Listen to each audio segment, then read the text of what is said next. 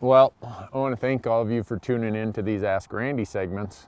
Every time we do the bag down, we end up with a whole series of other questions. And in this instance, a bunch of the questions came about bipods. What do we use for shooting sticks? What do we use when we're out in the field?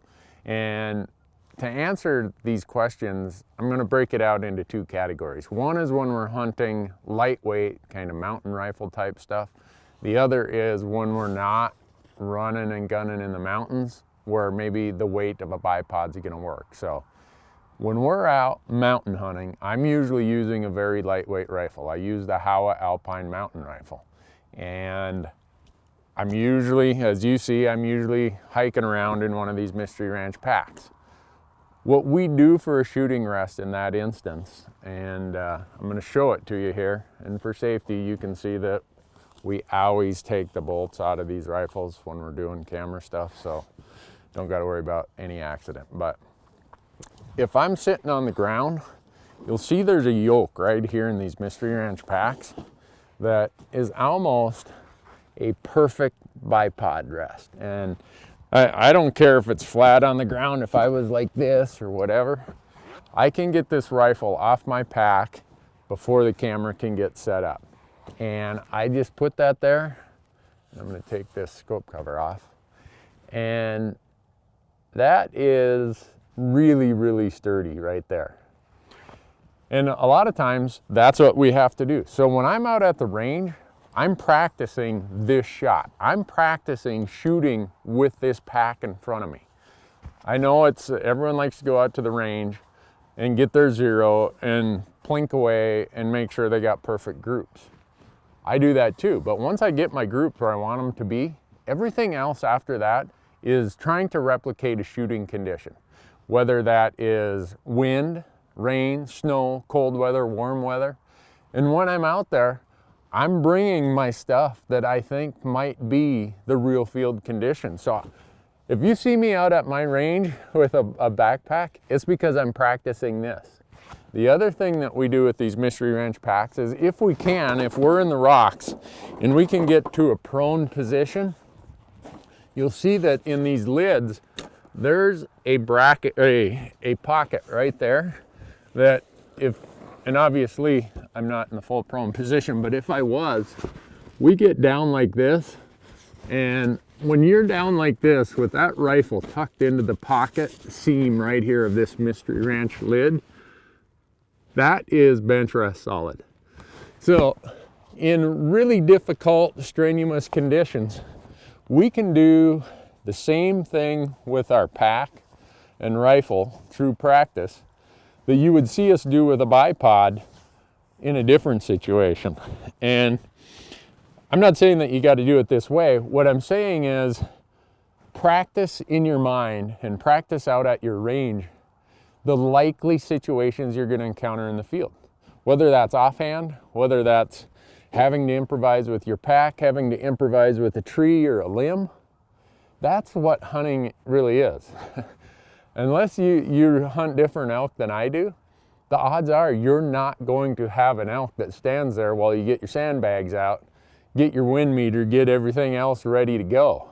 The public land bull elk just doesn't work that way. So improvise, find a way to practice the reality of what you're probably going to encounter in the field.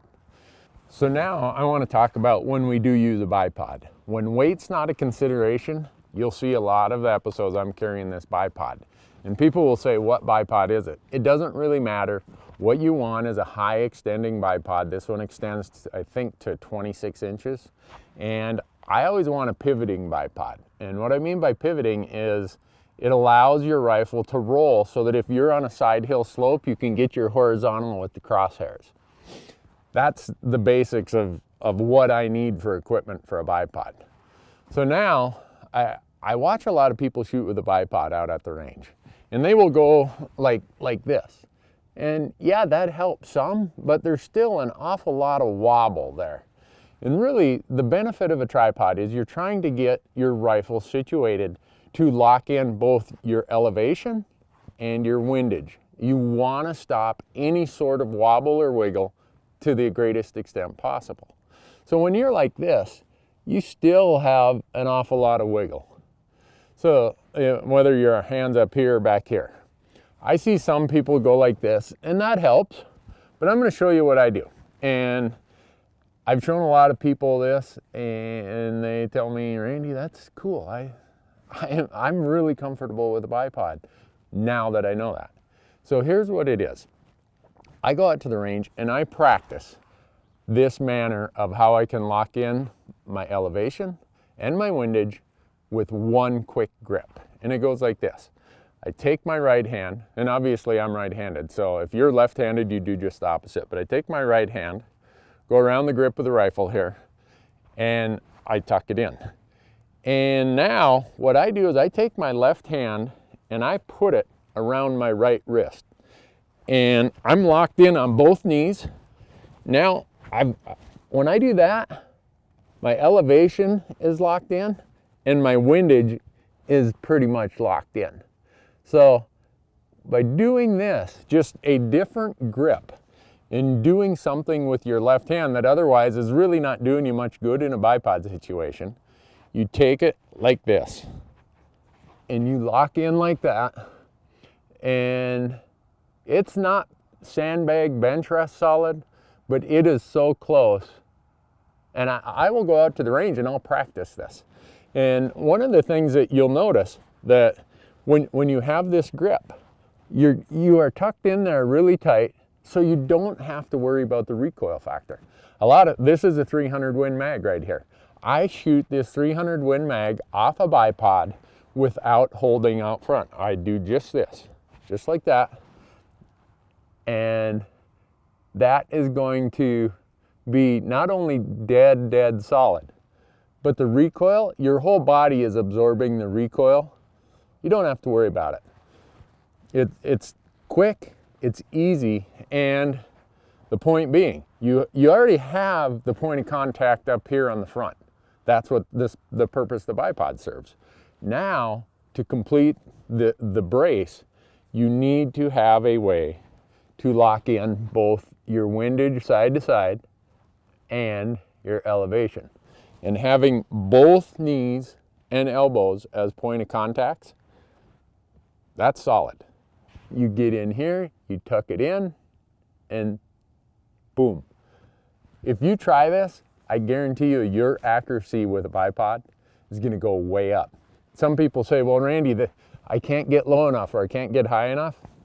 And so if you aren't on a flat surface, say you have a slight incline, all you have to do is pull back slightly on that bipod and it drops the front of the rifle so that you can have some latitude in a lower angle. If it's higher, all you have to do is push forward on the bipod and it raises the point of leverage and you can shoot at a slightly higher angle. It doesn't have to be perfectly flat. The point of it is, go out and practice these situations. If you're hunting antelope out on the plains, maybe deer or elk in the foothills, and you're not concerned about weight, a bipod's a super helpful thing. You guys see in the show how many animals we shoot off bipods, and we practice it, and then when it comes time out in the field, the results are there. So anyhow, thanks for watching. Hope that answers the questions that you sent in. Keep sending more of them. If you go to hunttalk.com, we have a thread there for Ask Randy. It's our web forum. If you go to randynewberg.com, you'll learn everything about our podcast, our Fresh Tracks TV show, our Hunt Talk forum, and everything else we're doing. So keep sending the questions. We appreciate them. We'll try to answer them as we get them into groups that make sense, and hopefully you learn something.